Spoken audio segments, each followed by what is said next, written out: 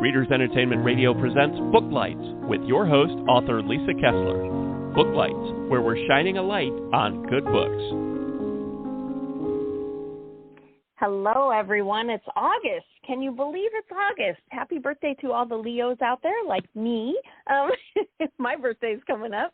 And thank you to everybody who tuned in to our last week was a really exciting week. If you missed it, we had Kathy Reichs on Monday talking about Bones and the new Temperance Brennan novel that just came out. So definitely hit us up on Blog Talk and you can listen to that anytime.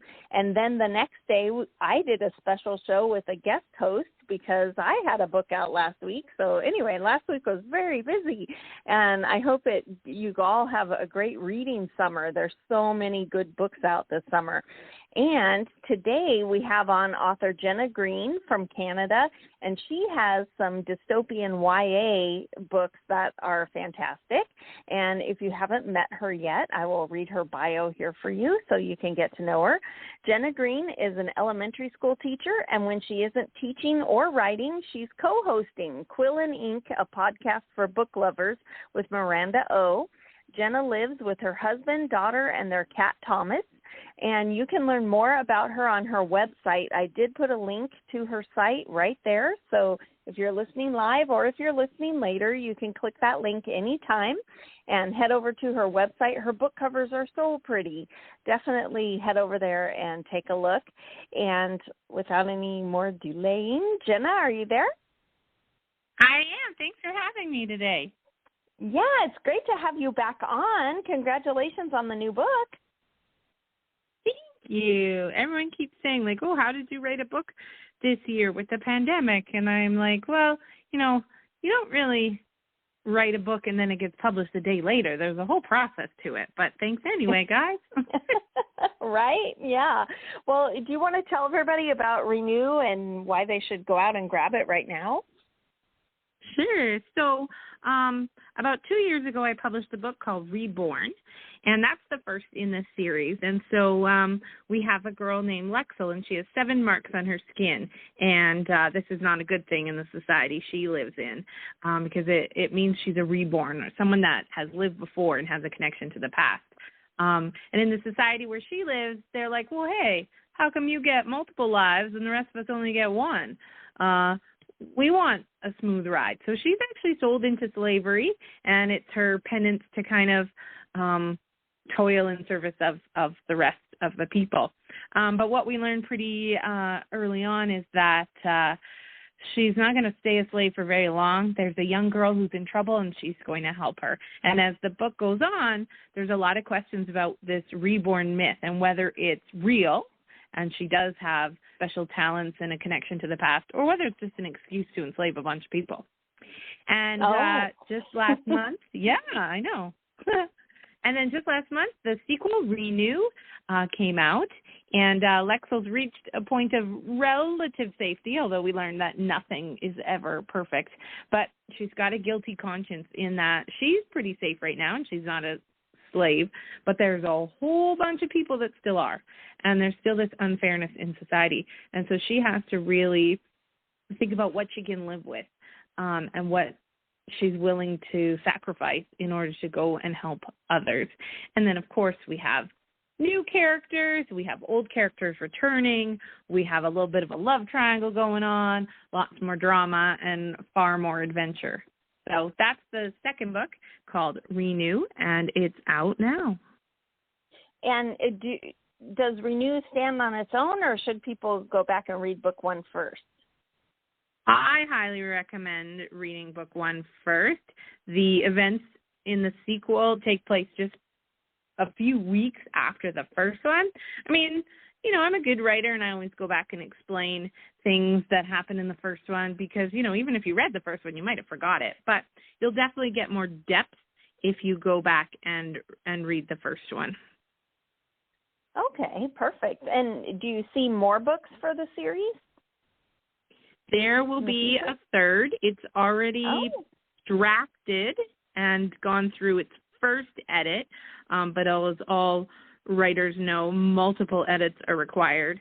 But there'll definitely be a shorter gap between book 2 and 3 than there was between book 1 and 2, in that when book 1 came out, book 2 wasn't even written, but now I'm much further along in the process. So the third one's not too far away. Oh, exciting. Is it a trilogy, or are you going to keep the series going? It is going to be a trilogy, and I think the ending of the final book will really satisfy readers that this story, it's gone on its journey and it's been told, and they'll get a sense of completion. Oh, I love it. And I was going to ask you, you already sort of mentioned writing in a pandemic, but you're actually writing like this dystopian world, and then we sort of are living through one. How has it been for you writing during this? Is it an inspiration, or does it make it tougher, or how are you functioning during all this?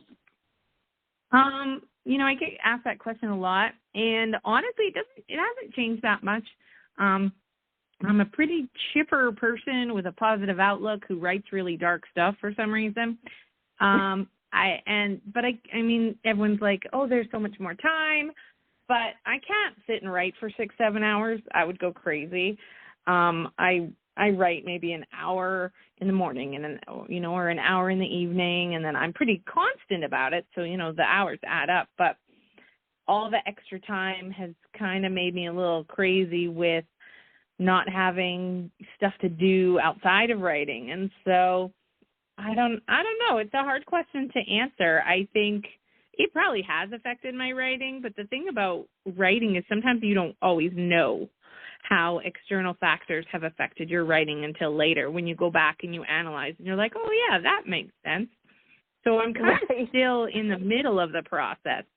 I'm kind of still in that, yes, there's vaccines and yes, things are opening up, but still kind of at the tail end of this thing. So maybe in about 5 years, you'll ask me that question and I'll have a much, much, much better answer when I've got some distance from it. Yeah, I've definitely, since this has been going on, every time authors come on and chat, we always sort of agree that reading about dystopia is much more fun than living through it. It has been something else. Hard living through a historical event. Right? Yeah, much more fun to read about it in a book. Yeah, because then I can go eat cookies later. Go to the park. Right? So I wanted to ask, I love the myth of the reborn and that kind of thing. Can they access their previous lives in your books, or is that kind of locked up for them? So we learned in the first book there's these things called wisps, and they're whispers of the past.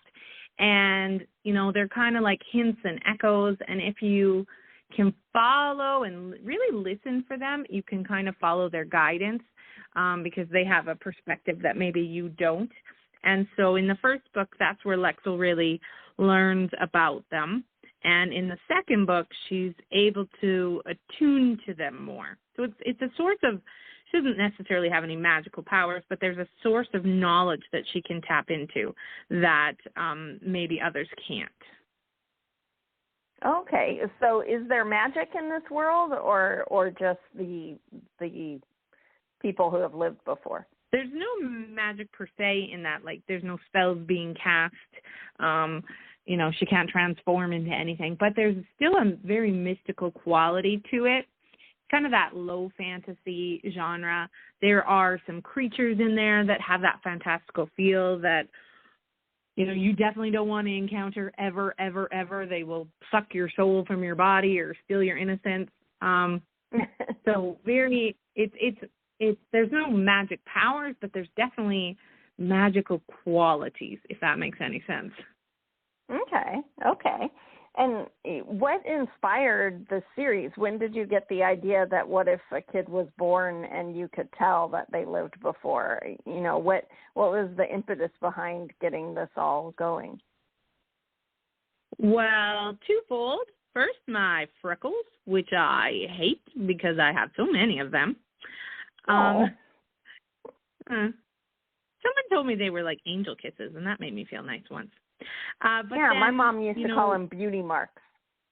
Yeah. So you're just so beautiful that you need lots of them. Yeah, and so the second part, I didn't necessarily know it I didn't necessarily know the connection at the time, but over the years, I've definitely been able to reflect back. But at the time that I came up with this idea for the story, my mom was quite sick with cancer, and when I was, I wrote half of the book when she was ill, and then I took a break. And then I finished the second half after she had passed. And so there's a lot of emotion in there. You can definitely see the connection to, previous lives or people that we've lost. And I feel that this book, more than anything else I've ever written, has a lot more heart and emotion to it. It's still very fast-paced, and there's a lot of action, but the parts where they're, reflecting on these horrible or active circumstances, there's just a little tiny bit more depth to, how they handle these situations and how they react to them. Yeah, as writers, when we go through something, it almost sometimes bleeds onto the page. You can't help it. It becomes part of you when you lose someone, and that does tend to, at least for me, make characters, because the pain is fresh in you, it makes it vivid when you put it on the page. You can't help it. And I think that it does resonate with readers because everyone has experienced a loss of some kind, and to be able to feel that from a character, it reflects back on you that you're not alone, right? Well, people always tell writers, they say, write what you know. And there is some truth to that, but when you write fantasy, that gets a little tricky. How do you write about dragons? I have never seen one. How do you write about magic? I don't have any powers. And so I often, if I'm ever, on the rare occasions I'm asked for writing advice, which is very rare, I'll say it's not write what you know, it's write what you feel. In that, no, I've never fought a dragon, but I've been scared before. No, I've never lost anyone in battle, but I've had loss.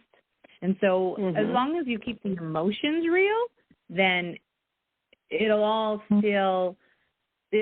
be some authenticity to your story. For sure. Yeah. And your other series, the Imagine series, is that one done? Not quite. And I know I get nagged about this all the time. Why did I start a new series when I wasn't done that one? But the Reborn series, it really spoke to me. It really connected with me. It flowed out of me very easily.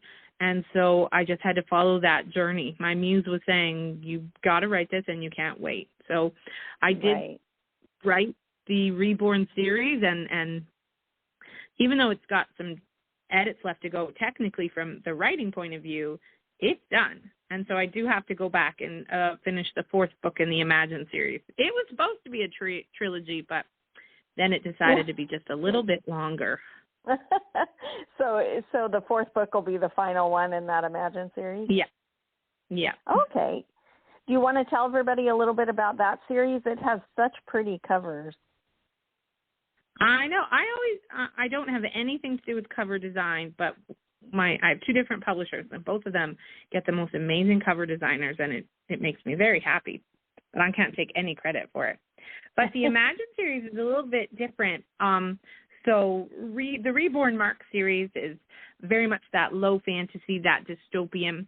But the Imagine series is very much that classic fantasy that, or sometimes called the high fantasy. It's got magic, it's got elves, it's got dwarves.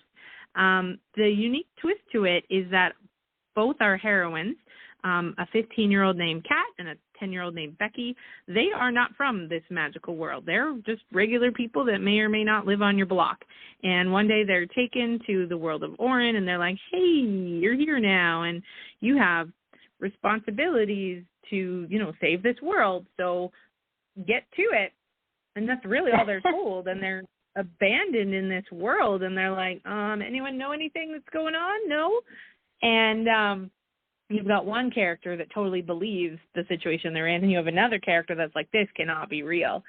And, imagine being plunked into a strange new world. Ordinary things are going to be extraordinary. There's going to be tiny creatures that you think look like a rabbit that may or may not eat you. A tree that you think is just pretty may try to kill you.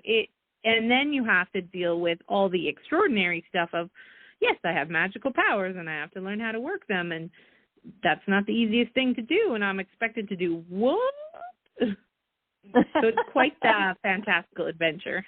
Oh, I love it. And these are both YA, right? The characters in it are younger? Absolutely. They're both YA.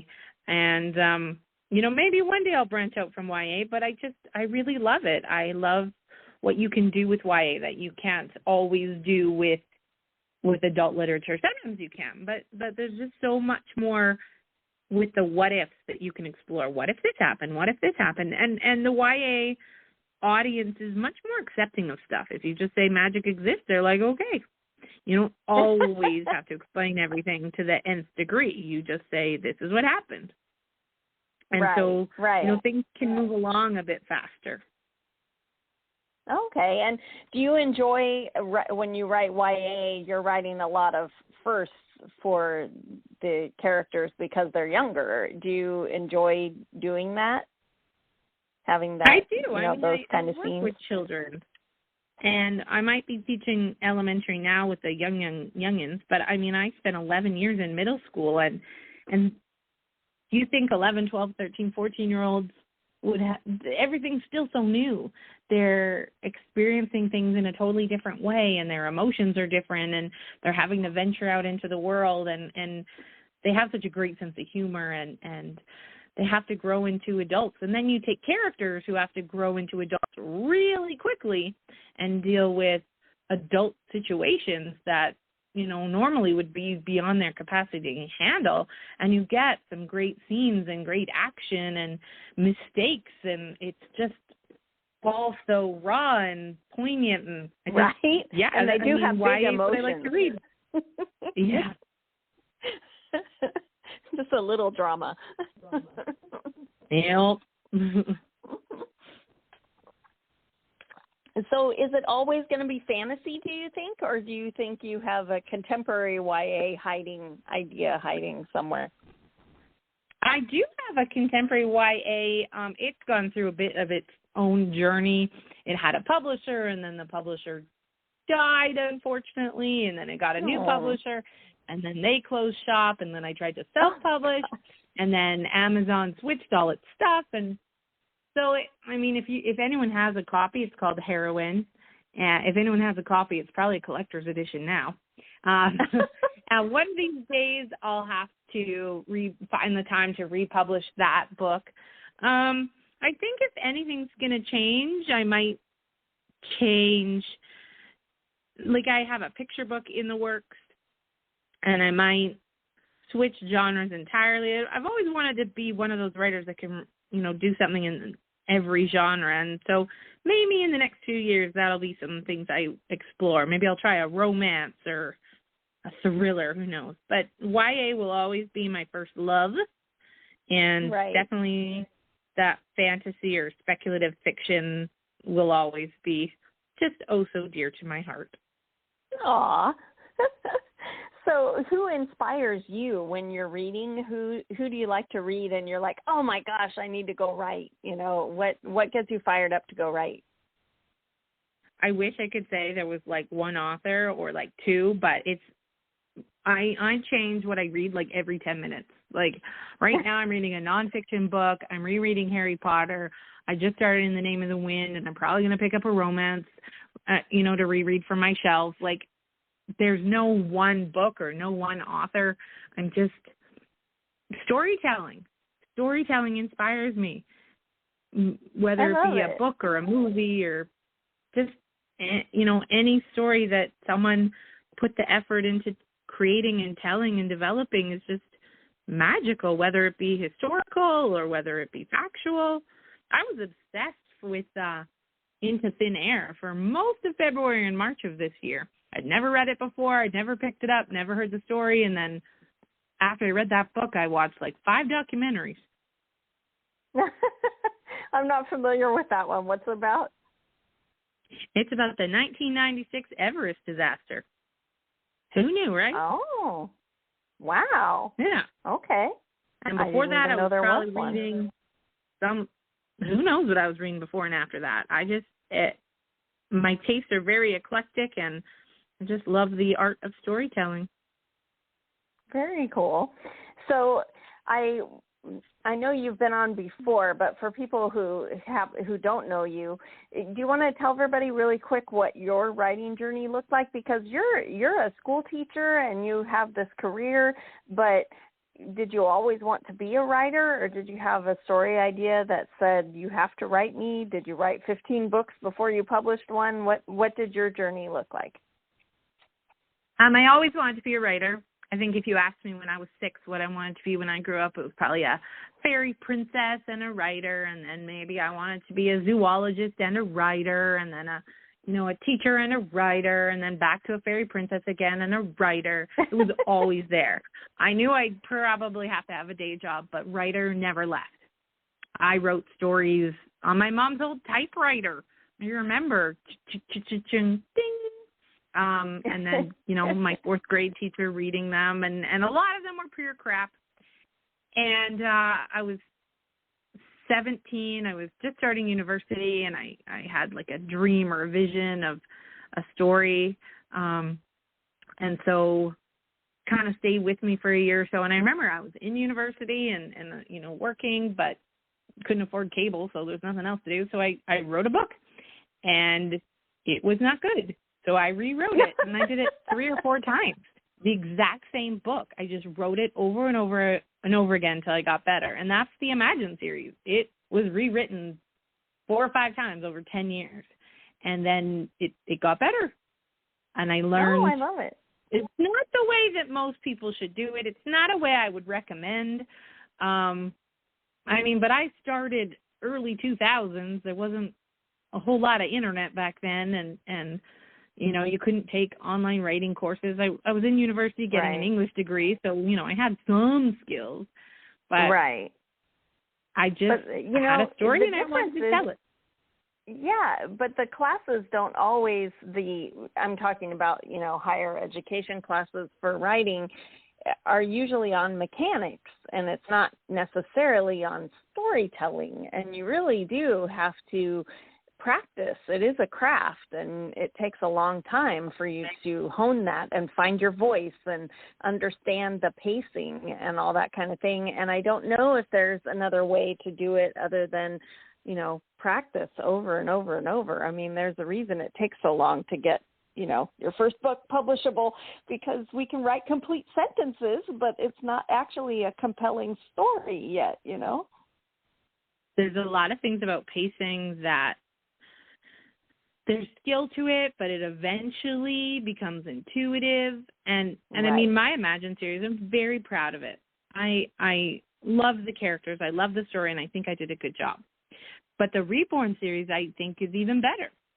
And I think the next series I write will be even better. And I think that's very natural, that I will just continue to, everything I write will just be a little bit tighter. It'll just be a little bit crisper, and that's okay that means my first books aren't necessarily my best. They're still good, though. And everything will just get better and better and better. And who knows, in 50 years, I could make like some Canadian classic. Who knows? There you go. We all have to have goals. That's right. So what's next for you? It sounds like you're already editing the final book, but what are you planning on writing next? What's next? Yeah, so the 3rd book, I'm just, editing is a lot of back and forth with the publisher, and so just waiting on some final edits on the 3rd book in the Reborn Mark series, and then, of course, formatting and all that good stuff.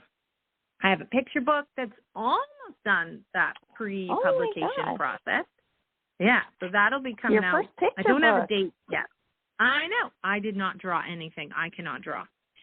But I wrote it, and it's good. And I have the proof, and I read it to my daughter, and she's very astounded that on the back cover there's a picture of me, and I have curly hair, and I'm wearing makeup. Oh. That's what Fancy caught her mom. attention. Yeah.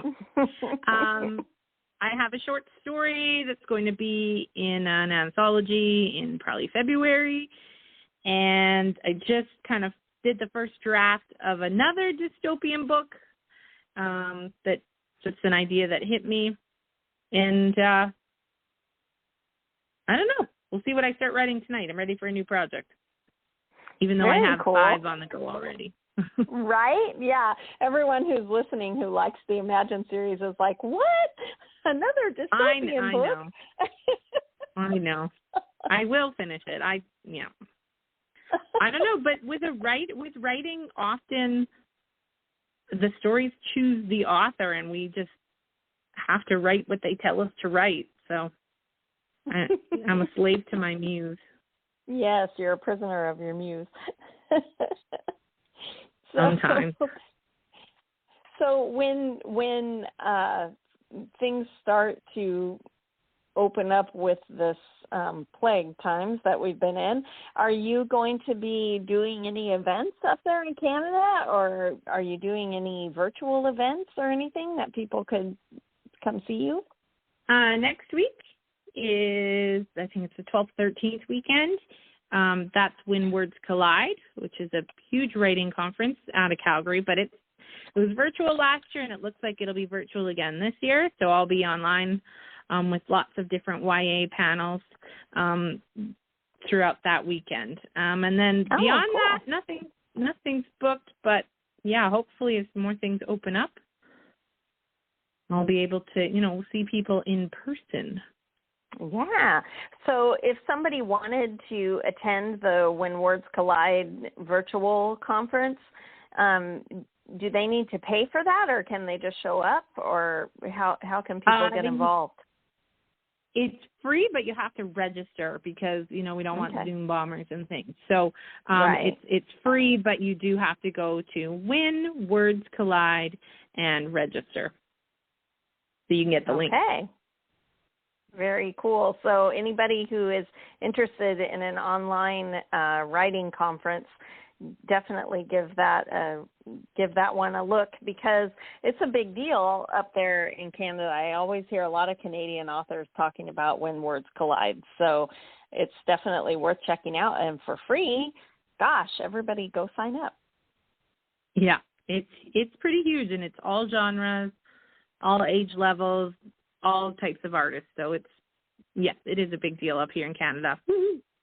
Yeah, very exciting. I hope that you have fun.